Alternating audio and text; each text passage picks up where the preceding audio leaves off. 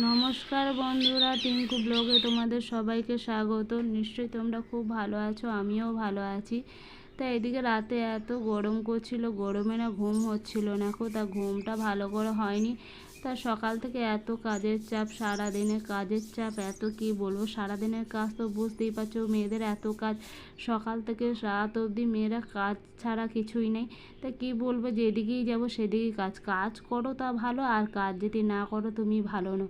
তা যাই হোক, আমাকে তো কাজ ছাড়া চলাই যাবে না, যেদিকেই যাব সেদিকেই কাজ। তা যাই দেখো, নিজের ঘরের কাজ তো বাগাতেই হবে। এদিকে দেখো ঝাঁটপালাটা দিয়ে দিলাম, এদিকে বাসন ছিল এটু কটা, সেগুলোকে ধোয়াধুয়ি করে নিচ্ছে। সকালে খাওয়া দাওয়াটা করেছি, সব মাঠে চলে গেছে। এদিকে বাসনগুলো ছিল সেগুলো ধোয়াধুয়ি করে নিচ্ছি। তারপরে দেখো, বাসনগুলো ধোয়াধুয়ি করে নেওয়ার পর আমার যে এত কাজের চাপ কি বলবো তোমাদেরকে। তা এদিকে বড়রা চলে গেছে মাঠেতে, এখন ধান কাটা চলছে। আর এত রোদ গরম, খুব কষ্ট হচ্ছে সবারই। তা কি বলবো, এত গরমে মাঠে কষ্ট হচ্ছে বুঝতেই পারছি। তারাও এসেও না ঘরের মধ্যে, কি বলবো, তারা গরমে ঘরেতেও থাকতে পারছে না, বাইরে এত গরম, কষ্ট সবারই হচ্ছে। আর এখন যে ধান কাটা চলছে, এই গরমেতে মানুষের এত কষ্ট হচ্ছে না কি বলবো। তা যাই হোক, এইদিকে দেখো খামারের মধ্যে ধানগুলো নিয়ে এসে জড়ো করে দিয়েছিল, সেগুলো সব ধানগুলোকে মেলা হয়েছে।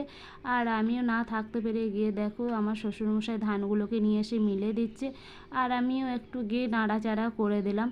তা গরমে তো কষ্ট হচ্ছে, রোদে তো বেরোতে পারছি না, কত রোদ হয়ে গেছে। এখন বাজছে 9টা, দেখে মনে হচ্ছে দেখো 12টা বাজছে, 12টা 1টা বাজছে, এত রোদের জোর। তা যাই হোক, এইদিকে রান্না বান্নাটাকেও করতে হবে। এদিকে আমাদের এইদিকে দেখো সবজি আজকে ছিল না, আজকে একটা সবজি কাকু সবজি নিয়ে এসেছিলো, সেখান থেকেই সবজি কিছু নিয়ে নিলাম। তারপরে আমি স্নানটা সেরে নিয়ে রান্নাটাকে বসিয়ে দিলাম।